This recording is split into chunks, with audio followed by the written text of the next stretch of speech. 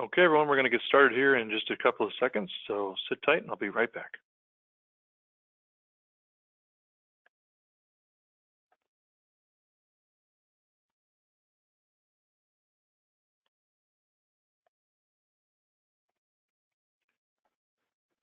All right, happy Wednesday, everyone. It's American Education Week, and we're about to further our finance education, so I hope everyone's got their pencils sharpened. You know, energy efficiency investment is massive. According to one source, $64 billion was invested in the U.S. in 2015 into building performance upgrades. And frankly, it wouldn't surprise me if that number grew in 2016. And it makes sense. There are a lot of factors at play that are making it easier to incorporate energy efficiency into new commercial construction projects. Advancements in technology, declining costs, stronger codes, and the topic for today, diverse financing options. Here to tell us more about these options is Walter Kukulik, who has been working in the renewable energy industry for 10 years and the general construction industry for 25. Currently, Walter is the Senior Vice President for Renewable Energy at Havana Capital. Prior to joining Havana Capital, he worked in business development for both SunPower and Solar City, developing financial products within the new residential construction industry. While at Solar City, Walter grew the new residential construction channel from less than 100 homes to more than 7,000 homes per year in a 4-year span. He also represented the residential construction industry on the board of directors for the U.S. Green Building Council from 2009 to 2013. Finally, Walter co-authored and co-managed a $7 million Department of Energy grant focused on reducing peak electricity demand in the southwestern U.S. through solar, energy efficiency, demand response, and battery storage. Now, we're just about to get started, but before we do, I want to tell you about PowerShift by NV Energy. You can never save too much energy or money. That's why NV Energy has introduced PowerShift to help its residential and business customers conserve even more energy and save money on their power bills. PowerShift by NV Energy is all about providing you with excellent customer service. It's your one-stop shop to find all the energy-efficient products and services to help you boost your bottom line, along with convenient ways to manage your account. PowerShift Energy advisors are dedicated to working side by side with business customers to discuss their needs and to find energy efficiency solutions that save money. Plus, their Business Solutions Center is the place to go to discuss your bill payments and account-related questions. For more information, please visit nvenergy.com/PowerShift. Now, during the course of today's presentation, you could submit questions for our guest. Simply use the questions box on the right side of your screen. Now, we might address them as they come in, but we've also set aside time at the end of the presentation for Q&A. Walter, if you're ready to go, we're ready to listen. Hey, Mike, thank you so much for the introduction, and thank you, Green Builder and NV Energy, for the opportunity to kind of share at least a little bit of my experience and background on trying to figure out how to finance these things. So I appreciate everybody's time on the call as well, and I'll listen for any questions, Mike, you should have during the presentation that come up. What I kind of wanted to go over today is, how some ideas and processes for financing energy efficiency into both new commercial construction as well as existing commercial construction. From my experience, the technology has been continuing to advance. It's kind of just like computers, technology and buildings and building techniques and building products continue to advance, as well as the costs continue to come down. What I've seen over the last, just 5 to 10 years in the solar space has been astounding, where, costs have come down probably 90% just in the last 10 years. And that's partially been due to, the huge growth and, but it's, also the dedication and experience of, tens of, hundreds of thousands of individuals trying to figure out how to make energy more efficient and cleaner. And, I think the same passion is out there on the efficiency side. I see both renewable energy as well as electrical vehicle charging becoming more of the norm. California has some pretty aggressive goals, and when you talk about California, I think a lot of people forget that it's, I believe, the sixth or seventh largest economy in the world just as a standalone. So, it's some of the policies that it's putting into place, whether it be zero energy buildings or net positive buildings that are coming down the pipeline, or encouraging electrical vehicle charging, is on par with France, Italy, or some of these larger economies moving in that direction, just as a economic piece of pie.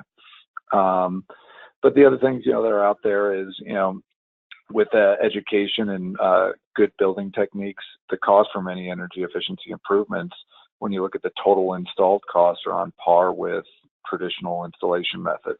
And so I think that's also driving it. And then, I talked a little bit about the enhanced building codes. California is, not only California, but other states are starting to either encourage or require, just as part of building codes, energy efficiency and solar or renewable energy aspects into the building. And what we're here to talk about today is the proliferation of kind of some of the financing opportunities that are out there that I've been involved with during my time on the financing side. So, I think Mike mentioned before about 2015 and 2016, it's continued to grow. There's, around $75 billion was invested in energy efficiency and building and performance upgrades. And, that's not only about the design, but it's also, how do we enhance the building envelope, the HVAC, lighting, equipment. And the other thing that I also think is just at the initial stages, and NV Energy actually has some of these processes around demand response and information technology and kind of smart metering, as well as smart management of the building systems. And I think that's going to be interesting to see how that changes, where maybe buildings will be more of have like a marketplace relationship with utilities and things of that sort, where they're selling and exporting and importing electricity on a daily basis based on demands of the grid. But those are all things that can be financed through the programs that I'm talking about here as well. So let's see. We'll talk about some, as I mentioned, the financing options, and as well as some of the other key players in the market. At the end of the slide, I have a list of websites and resources that I think are good for general continued knowledge around, and actually have programs that you can explore as well for those that are searching for projects. So. The first kind of projects or series of loans that I'm going to talk about are the loan program through the Small Business Administration. It's a 504 loan, and it's an expansion of that 504 loan, which is an expansion of called a green loan. What I'll talk about here is both an opportunity for contractors as well as developers, I see, as well as for those to acquire both new business as well as potentially finance existing business. For rural development or agricultural related facilities, there are two great programs called the REAP program as well as the BNI program, and both of those also can be used for both energy efficiency as well as renewable energy. Then I'll talk a little bit about PACE financing, some capital structures related specifically to solar financing, both sale leasebacks and partnership flips. And then I'll just talk about some industry trends and the market players, and then hopefully we'll have 5 or 10 minutes at the end available for some questions. So, let's see. So, quit a little bit quick on my background. I've been kind of in construction and energy efficiency for about 20 years. I'm a former engineer and general contractor. Currently work at Avana Capital and focused on renewable energy loans. And then, as Mike mentioned, I've worked prior at SunPower and Solar City, who are two larger solar players, on figuring out how to develop financial products for residential developers. And then some experience on energy efficiency related to the Green Building Council and a DOE grant. So Ivana, we've been around about 15 years. We do, $250 to $3 million a year in loans at our current run rate. We've developed projects in 30 states, and we focus on small businesses, and so they account that we've created around 9,000 jobs. And we focus on specific industries in which we're highly knowledgeable. So we kind of focus on hospitality, healthcare, and then we recently expanded into the energy efficiency and renewable energy space. So just want to talk high level about how financing works and banks, how they look at it related to energy efficiency and solar or any renewable energy project.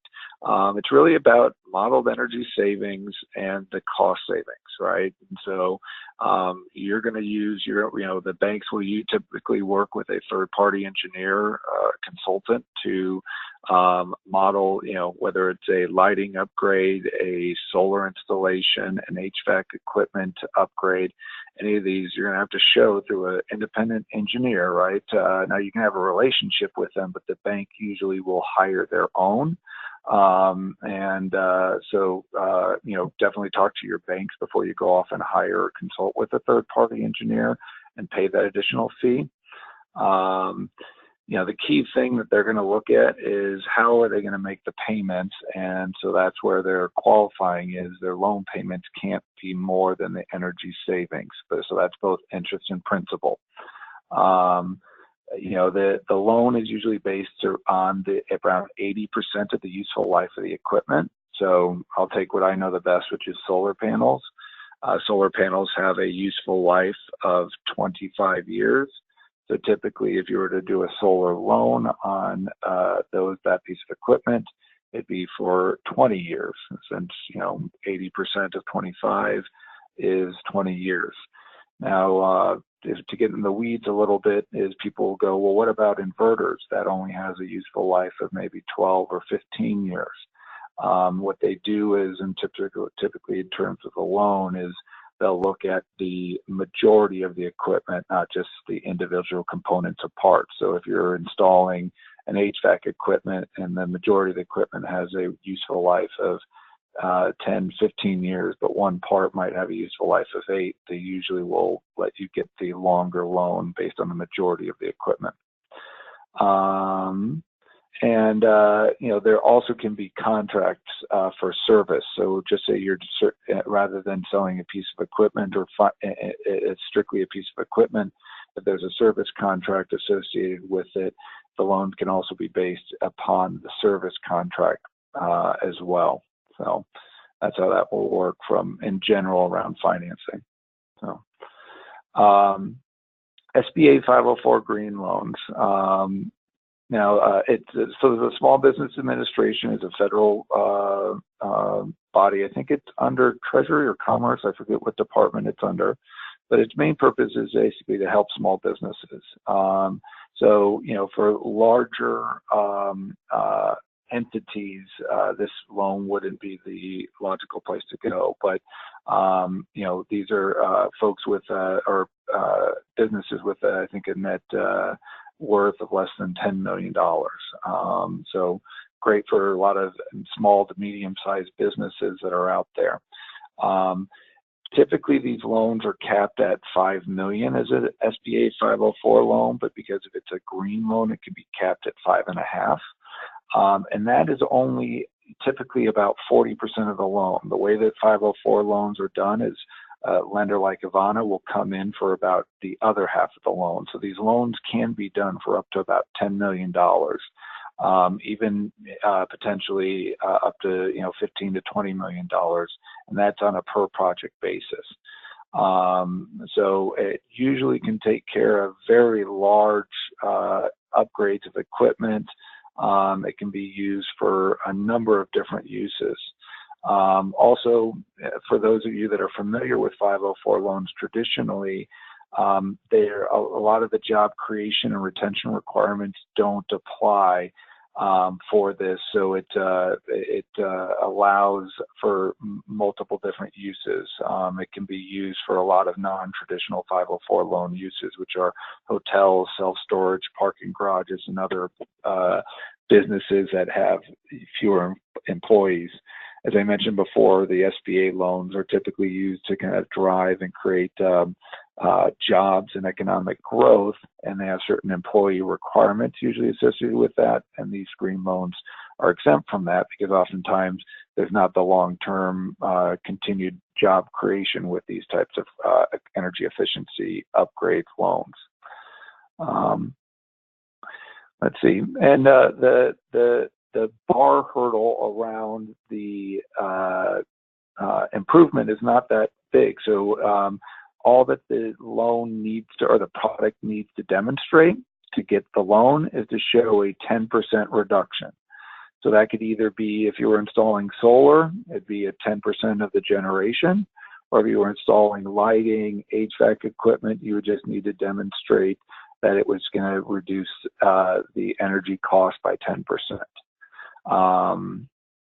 So, those are both kind of great, easy hurdles in which to encourage these loans to get done. Let me try that.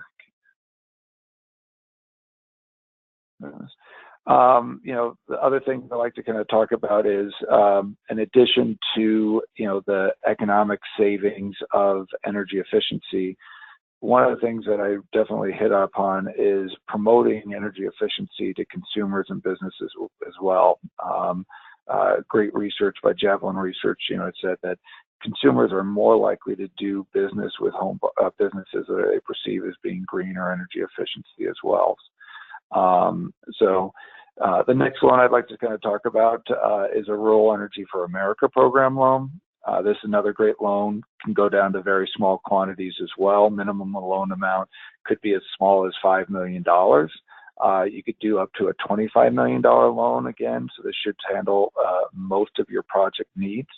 Again, it can be used for a variety of renewable energy projects, solar, wind, energy to waste, which is anaerobic digesters, biomass, or even geothermal. And then you can even, use it for this, almost anything you can think about on the energy efficiency side, from insulation, window replacement, lighting, HVAC, building controls, number of different things. So anything that you're needing out there usually is covered by this program. Eligible purposes could even be used for purchase of the equipment, purchase of, obviously the construction costs. Some can be used for working capital and lenders' fees, so that's nice, but those are capped at 5%. Now the only unique aspect is you need to be in areas located outside of major metropolitan areas, so 50,000 people or less. Now, what I always recommend is that the USDA website has a great link on it, and if you just Google USDA, you can see just by typing in a zip code or an address whether or not the building facility qualifies. So, and it's actually where the building is. So even if you have a large company that's headquartered in LA or New York or whatever, if the building itself is located in one of these rural areas, that makes it qualify. So it's very flexible from that perspective. Or you can also do it for agricultural producers, and I've seen this used in metropolitan areas where you might have a florist or some type of agricultural producer, or a dairy farm that basically the city has grown around it. These people can still qualify for that as well. So. And then a follow-up loan, and these actually two loans can be combined. This is the second USDA loan. It's called the Building and Industry. This one is a little bit more expensive, so if you're able, so typically what people will do is they'll use the REAP loan first, and then if they've maxed out in that, then they go do a B&I loan. But it can also be a little bit more flexible with the uses. No minimum, it's really on each individual lender to do it. I've seen them as low as, 500,000 is, maybe 250,000 as the smallest I've seen, unless you are somehow able to aggregate them. So one thing to definitely think about if you're doing multiple loans or projects, if you can aggregate them for your lenders, that will make it easier and more appealing, and you should be able to get more people interested in, trying to service your projects. Let's see. PACE, probably most people have hopefully heard about PACE financing. I know it's not a nationwide program yet. I know that, for example, it was recently approved at the state level in Nevada. You've got other markets like California that have been, exposed to it for long periods of time. But very similar to the loans that we talked about before, you can use this for, lighting, solar, energy efficiency. This also even gets a little bit more creative for, heavy water use companies. You can even invest in water efficiency products as well. Car washes, things of that sort can also improve the cost. And typically PACE will pay up to 100% of these costs, so there's no equity. Typically on the loans that I talked about previously, those are going to require minimum of 10% equity, maybe up to 25% equity, depending on the lender and the type of loan. And then the nice thing is this is then paid out over 20 years. So that's sometimes good, sometimes bad. Again, sorry, wrong way. There we go. Very similar to a property tax bill, the PACE financing is put on to your property tax. Great thing is that it can be transferred to the next building owner if the property is sold before the PACE bill is paid off. Sits in first position, so that your interest rates are typically very good. And then for it to happen and be approved, if you're like going, well, what? PACE is great, but it's not in my state. How do I get involved?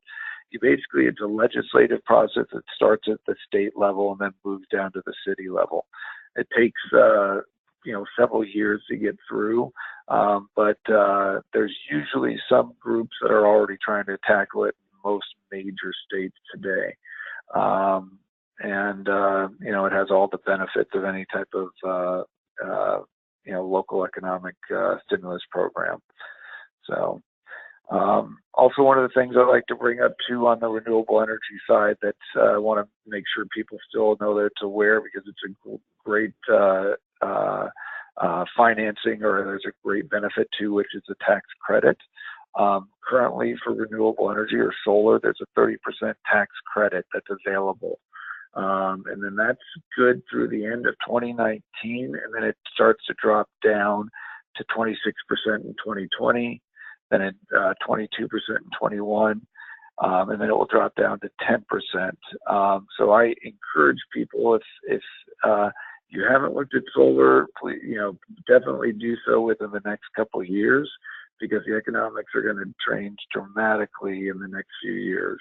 So that's for your commercial, commercial, even residential, but commercial and industrial users out there. Let's see. The two kind of capital structures I want to talk about solar related to that people are using to finance renewable energy projects. This is for people, I wanted to keep it simple, and I didn't know who all was out there in the audience today, so I'll keep it at a high level. But there's two simple structures that are used out there currently to finance solar. One's called a partnership flip agreement, and the other one's called a sale leaseback agreement. And partnership flips, basically, renewable energy, just like energy efficiency projects, cost a lot of money to finance. And so partnership flips are used to basically create or raise tax equity and to monetize the tax credits that I just discussed before for renewable energy. They're typically more flexible. Banks will often do them, but any tax equity player that is paying either money through a corporation or through passive income can claim the tax benefits of these tax credits through the partnership flips. So some of the largest players in these are your Bank of America's, U.S. banks, Same people play in low-income housing tax credits. But you also got companies like Google, Intel, GAF, who's a big product manufacturer for roofing products. They are all playing in the tax equity space. The reason that they're created is not all developers, if you go out and build $1 million or even a $10 million solar project, that will qualify for a 30% tax credit. Not all developers who use that amount of energy can monetize a 30% tax credit. And so that's where, the banks or Googles or the large tax-paying entities will come in and play as basically a silent partner within this structure. So you'll have a developer who's out there that is looking for a sponsor or a tax equity investor who can take the tax benefits. They'll partner on a solar project in which they'll do a solar lease or PPA with an off-taker. They'll enter into a lease agreement and then basically enter into a corporate structure where the tax-paying entity and the developer will own separate parts of the business. This kind of breaks it down. So you have a sponsor or developer for a solar project, and he'll finance, maybe 10% of a project. The tax equity investor typically will come in with maybe 30 to 40% of the project.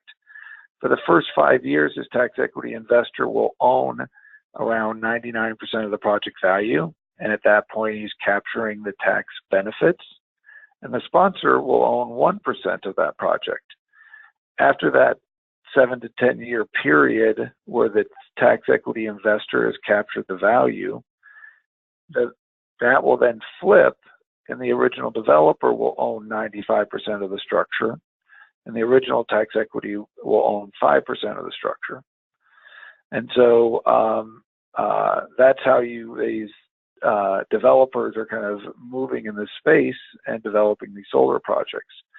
And so if you've got a solar customer or a customer that has huge demand in there for electricity consumption out there, but doesn't have the ability to monetize that tax credit, this is one of the structures that are out there in the space. And it's a highly efficient use of the capital, and is getting a lot of the projects done. I'd probably say about 20 to 30% of projects are being done in this sense. The other way that the projects are also being done is through a sale-leaseback model. And this is something that's often used in energy efficiency equipment in addition to solar, where oftentimes a developer or end user won't have the money to buy the equipment and won't even be able to depreciate the equipment or have the benefit of the depreciation equipment. And so they'll get a third party to buy that and then lease the equipment. And you can do this for HVAC equipment. You can do this for lighting.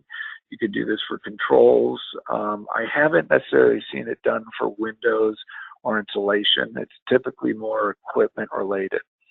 But under this structure, a developer or a contractor will basically find a customer that will basically sign could be a power purchase agreement or an equipment lease, and then that developer will build the system.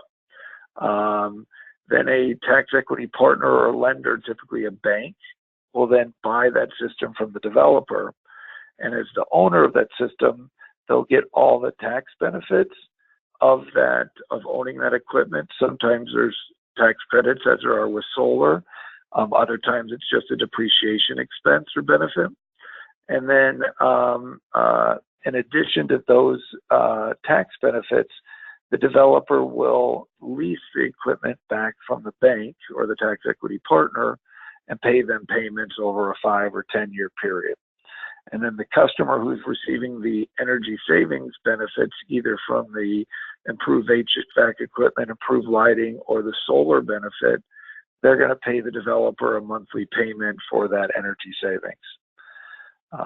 So that's a very simple, and I'd say these probably make up about 40 to 50% of the market. And then the other, is straight cash investments. That's kind of what I'm seeing, at least on the energy efficiency side and solar side, is you've got the partnership flip, you've got a sale leaseback model, and then you've got either cash or conventional loans. The developer will always, so what happens at the end of the lease, the developer will always have the option to purchase the equipment at fair market value.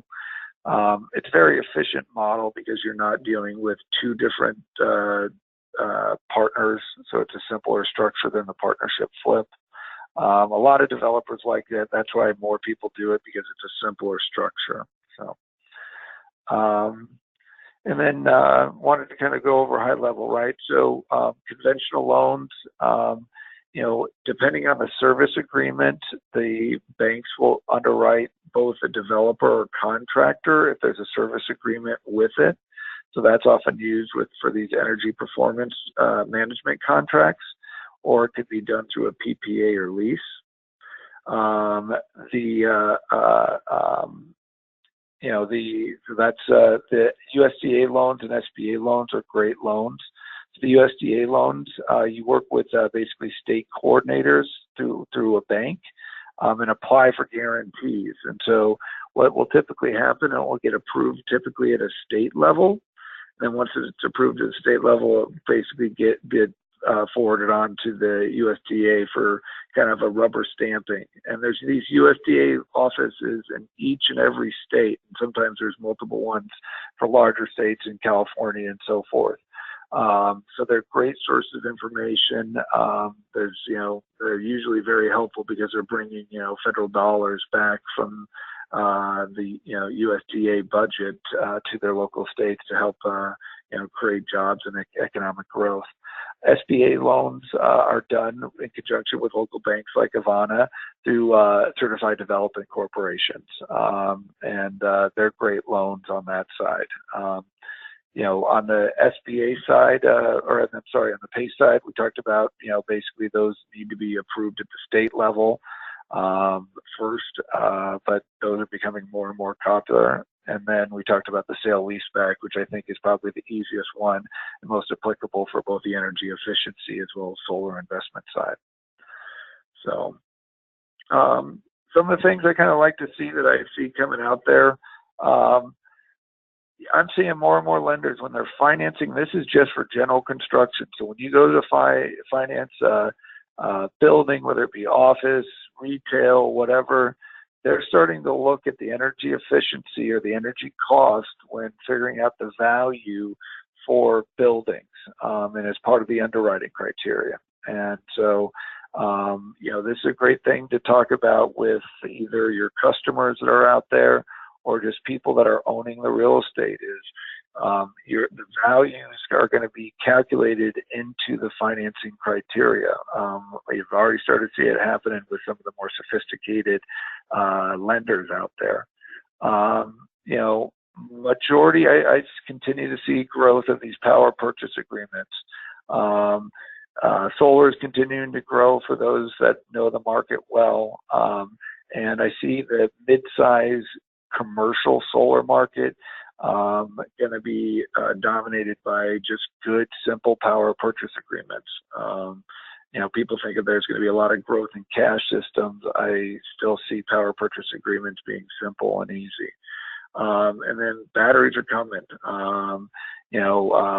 If you haven't started looking into batteries or educating yourselves on batteries,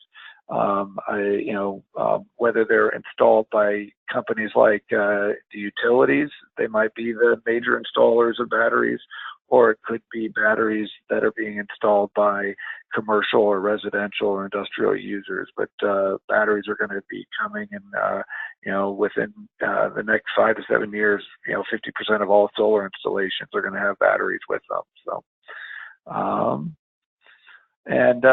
I left these are some of the better sources that I've seen out there to kind of follow up with around both energy efficiency and renewable energy loans and financing opportunities.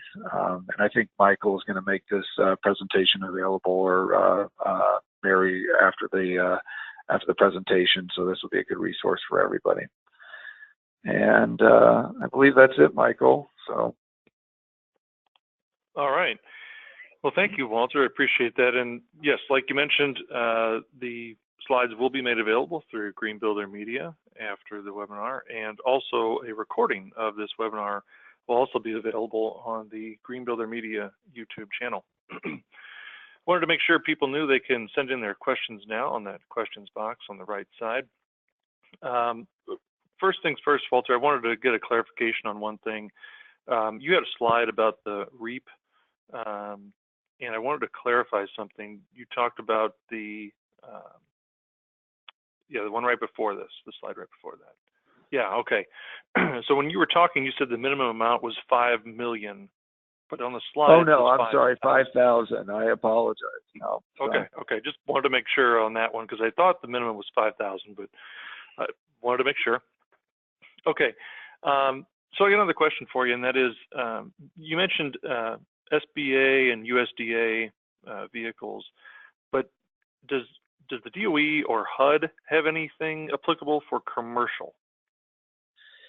I don't believe the DOE has a lot of grant programs that are out there, and REAP also has grant programs that are out there as well. So for those people that are associated with nonprofits or public, good stories, definitely look at the grant programs out there.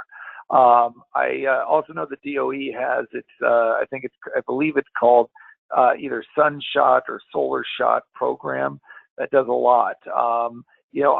My experience with the national laboratories that are also managed by the DOE, they have a lot of grant and financing programs available. I've had very positive experiences with everybody from the National Renewable Energy Laboratory in Golden, Colorado, to NETLA, which is with the National Energy Technology Laboratory in West Virginia, to Lawrence Berkeley Labs in Northern California.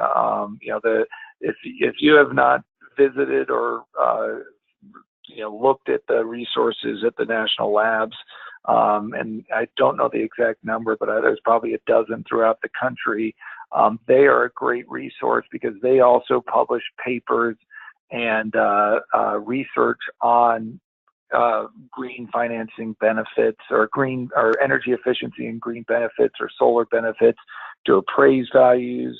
They've been a huge resource throughout my career. So that's kind of what I use. I think that's what the DOE is.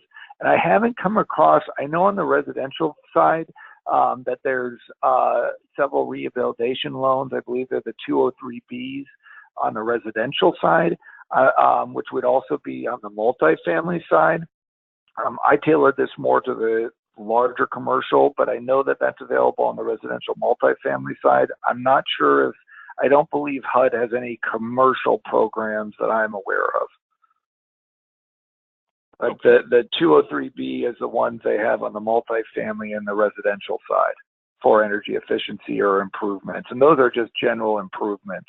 So if you buy a distressed property, you can get basically a construction and mortgage under the same umbrella. Okay. Got a question from David. He wanted to know, when do you foresee battery prices coming down? I know in looking at your slides there, you talked about the batteries are coming, that 5 to 7 years is kind of the time frame that you put on it there. Is that when you see some of the prices coming down?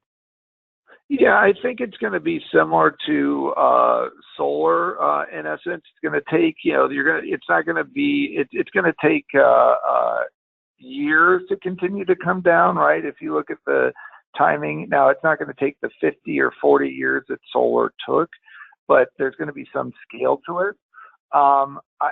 If I were to guesstimate of what I see in the next 12 to 24, 36 months, I'll think you'll see a 20 to 30% drop in the next, 24 to 36 months.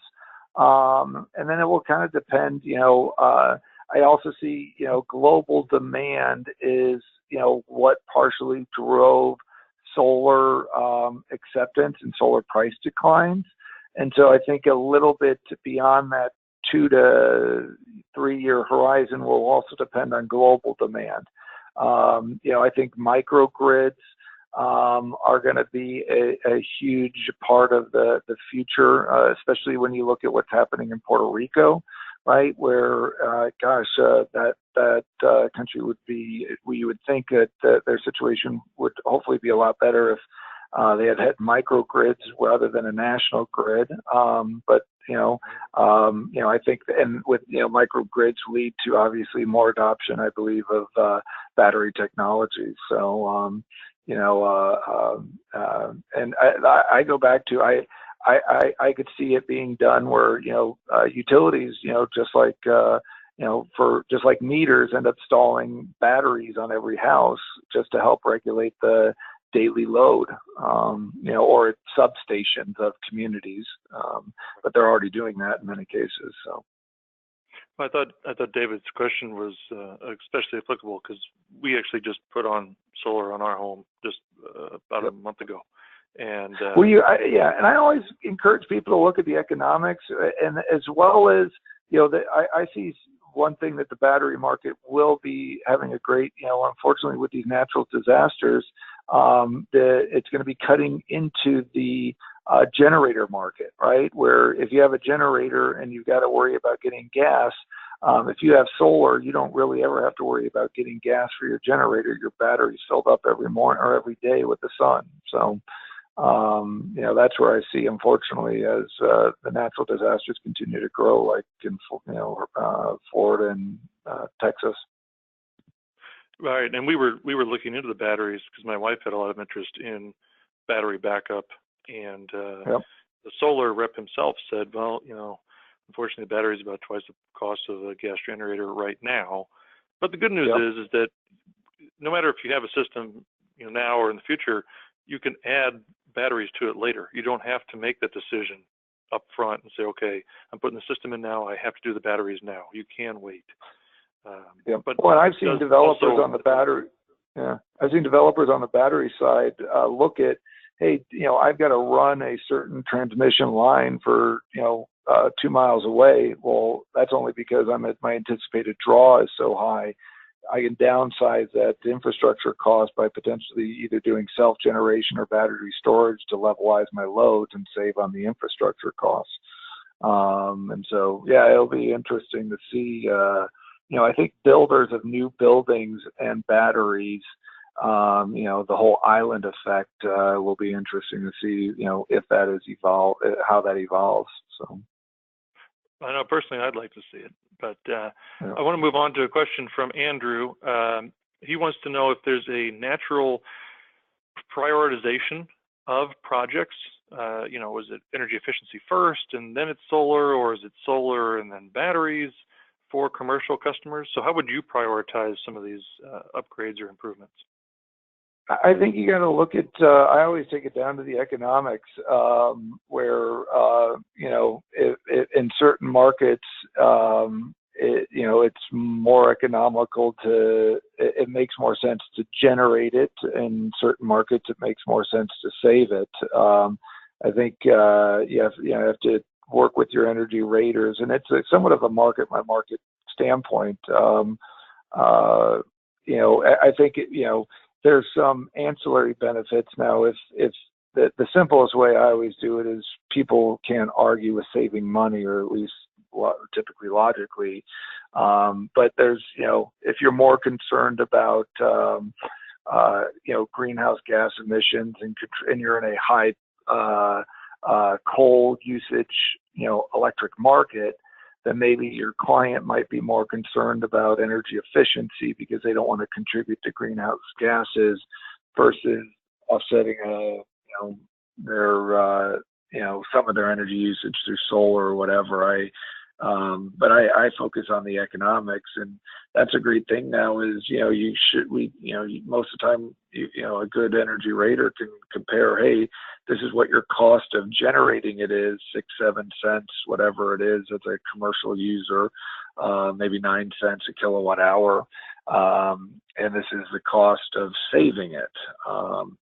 Now that's getting into that's ignoring the whole conversation about comfort and indoor air quality and health benefits of energy efficiency, better buildings, better ventilation, all of those things. So, complicated question, but at least my immediate I jump to, because it's simple, I'm a financial engineer, is how much does it cost to generate versus how much is it costing me to save? Gotcha. Had a question from Elizabeth. She wants to know, you probably know, in the residential space, there's the green MLS, but is there anything like that in the commercial space? Not yet, and that's it's an interesting thing. I mean, I know that the USGBC has a national, I believe, certification, so you can go in there and search for LEED buildings. EPA also, I believe, but I don't know what's. I know that they might have data on Energy Star buildings, but I'm not sure if that is public or not. Their certifications. Those are the two major ones. But yeah, the commercial for the closest thing is, and that's the majority of the certifications, right? Are Energy Star and LEED certifications are probably that's probably the closest thing that they have to it on the commercial side. And the follow-up question she had was, if not, obviously you said, yeah, kind of they don't, would that help in a comparable scenario, or do you not face comparable scenarios in the commercial world? No, they do face comparables. That's an interesting, I don't work a lot with necessarily the commercial MLS side, but the appraisers use, comps just like they do on the residential side. Now they're oftentimes also income valued approaches versus just sales comps like they do on the residential side. It's not, there's a different valuation process, but it might be a business model for Elizabeth, or I forget this question. That's the question's name. Okay. Wanted to make sure that our audience knew to send in any questions they might have. I see Andrew just sent one in, so I will pass it along right now. He wanted to know, when Vanna Capital partners with a customer to match or complement an SBA loan, does this typically yield a no upfront money down scenario for the developer or customer? And if not, what is the minimum capital investment required to start? Yeah, the capital minimum capital requirement that I've seen is 15%, but it's typically 15 to 25%. Now that's of the project value. So if it's $1 million project, it's $150,000 to $250,000. Now the good thing is you can typically, there's always just like just like all types of loans, right? There's fees associated with it. So the SBA and Avana, or whoever the SBA lender, the participating lender is with for the 504 loans, you can roll those fees and costs into the loan. So if just say your project costs $1 million, there's another $50,000 in fees, and just say your equity requirement is 15%, you've got to come up with $150,000. That additional $50,000 in fees can be financed through the loans typically. So. Okay. I actually had a question for you, and I think it's applicable to not just this topic, but your background as well. And this is a real life dilemma. Okay. So let me paint the picture here for you here, Walter. So I met with a group, a commercial developer that had purchased, I don't remember if it was 54 or 72 acres of land. And they were going to put I don't want to say a strip mall because it was bigger than that. It was a commercial shopping area on this property. And they were going to lease the units, and each tenant was going to pay their own utility bill. And it did not seem to make sense to the developer to put solar on top of that massive flat roof that would not be blocked by any trees and would generate, copious amounts of energy production, because they said, well, we're not paying the energy bills, each of them are, and how do we parcel it all out? And I said, okay. I said, not being that well versed in commercial and that sort of thing, I said, well, who's paying for at least the street lights, the lights on the parking lot? Is that being wrapped into everybody's lease, or is that coming out of your pocket or whatever? But ultimately, it was kind of like, well, we understand, we got a big, huge roof, we put a lot of solar up there. I kind of dismissed the hail concerns. Well, hail's going to damage the panels. But their whole thing was, how will I ever recoup the costs of all this solar, given that I'm not seeing the benefit on the utility bill? So, can we talk through that commercial dilemma a little bit?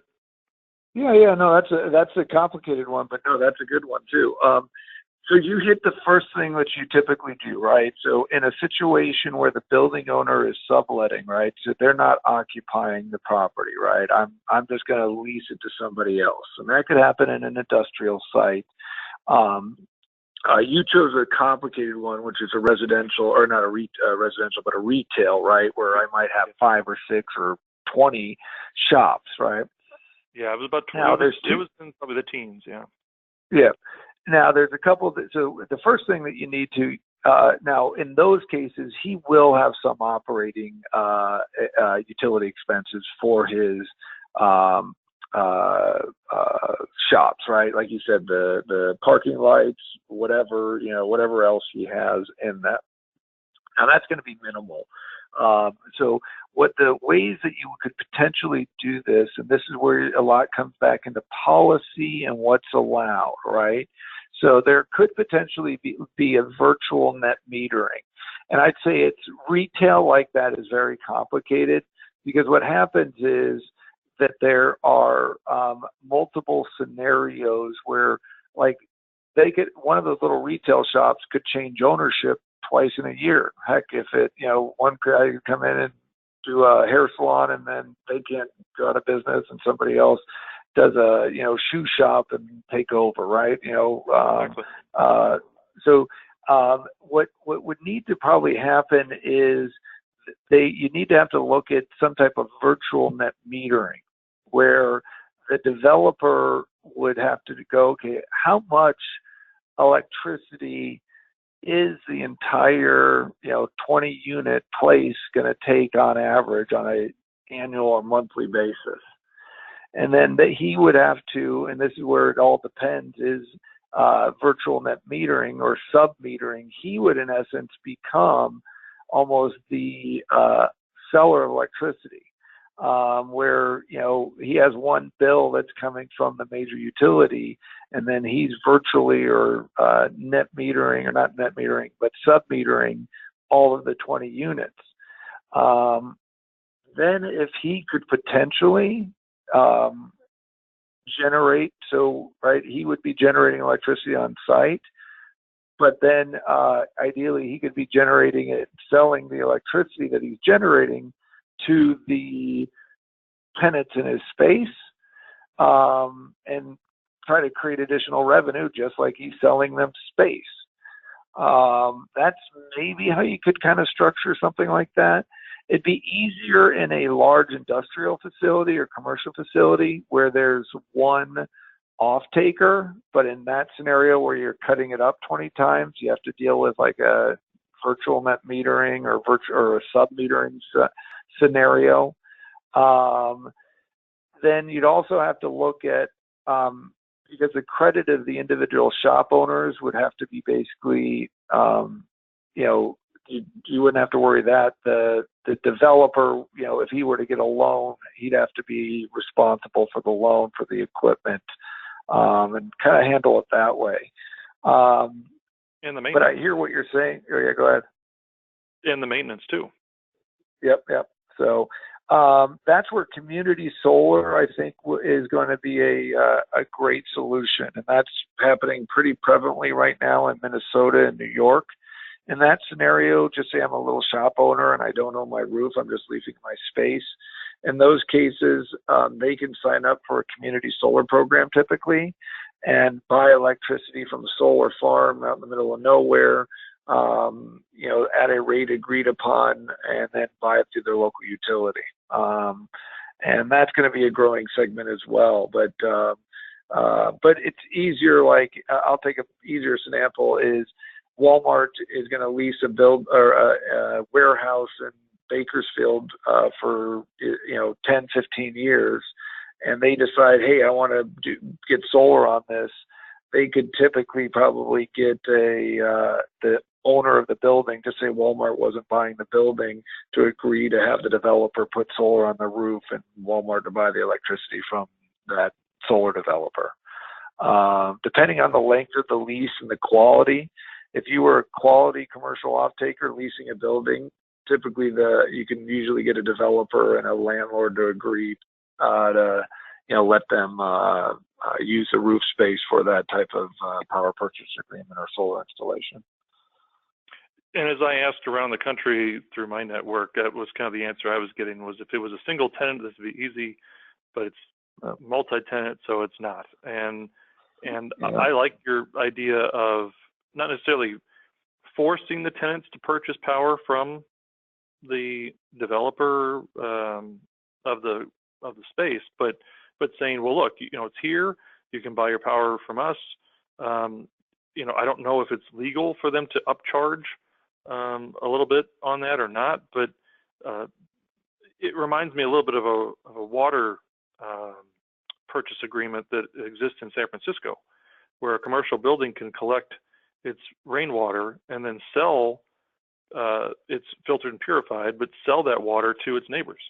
And so if we can do it for water, why can't we do it for solar? Yeah, no, I think that's right, because then that but here's where it'll be interesting, and that's where it's a broader conversation. But if in this retail scenario, if they're able to do that, it becomes part of their value proposition to their tenants, right? Hey, come and use my building. Not only do I have better traffic, better drive, but I can sell you electricity cheaper than somebody else can. It could be part of the marketing and value for retail owners or real estate owners. You could look at doing the same exact thing for apartment owners, because that's the same challenge for apartment owners is, why don't you ever see solar on apartments? Because they don't pay the utility bills except for the hallways or the parking lights on the retail centers. And if you could, and from a policy standpoint for our friends in California, that'd be great to figure out how to do retail and apartments under a kind of a virtual sub-metering or whatever, sub-metering prospect like that. And I've seen it done, but it's kind of like the unicorn. You hear about it, or you kind of hear about it, but I don't know anybody that's perfected it or does it a lot. I hear about it. Well, and I would say this, Walter. I mean, if you've seen it done, successfully implemented somewhere, that kind of example needs to be touted. It needs to be shared and promoted, because I'll go back to the real life dilemma I gave you. The developer, who I'm not going to call out, basically said, well, they kind of threw their hands up and said, well, we don't really know how to do that. It sounds like a great idea. If you can get us an example, we'll think about it. But it sounds kind of complicated, and I'm not going to spend all the time and effort to try and create something that maybe or maybe does not exist. They didn't want to be the first one. And that's a hurdle in and of itself, is trying to get somebody to take that chance or to be the innovator. Yeah. Well, it goes back to even like if they wanted to do a shade structure with solar in their parking lot, there's really no economic benefit to them doing it because they don't have a utility bill. Right? It's like shade structures in that or apartment complexes don't make sense with solar because they don't use enough electricity. So. And that's the other response they had too, was that, well, we're already doing LED lights for our parking lots, so our utility bill is greatly reduced from what we have used to, we've typically used for lighting, because we're moving to LEDs now. So they felt like, well, hey, we're doing good things, and they are by making that light change. But it seemed like such an opportunity given the massive roof size of this particular structure. Yeah, well, I know they have it. I know that there are certain buildings, but most of it, when you typically design a building, you don't want to sub-meter it because the building that you're leasing, they just don't want to deal with the utility bills down to the sub level. But I think that's where you need to, like I said, I've heard about it in some cases in a few markets in California, but I haven't seen anybody. I haven't. It's like one of those things. There's easier things at this point, but to tackle, and so I think that's probably part of the challenge. Is there's lower hanging fruit to tackle, but eventually it should get solved. Right. Right. Yeah, it goes back to the prioritization, the topic we were talking about before. Yeah. Okay, so I want to go ahead and thank you very much for taking the time to talk with us today. I know we don't talk a lot in this forum about commercial, but it's obviously a huge part of the construction industry. A lot of investment goes that way. There is certainly some overlap between commercial and residential, so I very much appreciate you coming on and talking with us today, Walter. No, I appreciate it and enjoyed it, and I'll send this out. That way Mary has, and feel free to ask me any questions for the audience later on. I left my email there, and good luck fighting the fight and solving the problem. Okay. Well, I want to thank also our audience for attending and sending in their questions today, and obviously a big thank you to NV Energy for their generous sponsorship of today's webinar. We'll see you all again in 3 weeks as we discuss how to leverage advanced technology to create the ultimate demand-side energy management strategy. I can imagine that will certainly be applicable to utilities and cities. So hopefully we see a lot of municipalities join us that day. And make sure to join us on December the 6th. That's at 2 p.m. Eastern Time. That's when that webinar will occur. Until then, I hope you all have a safe, relaxing, and enjoyable Thanksgiving next week. Take care, everyone. Bye-bye.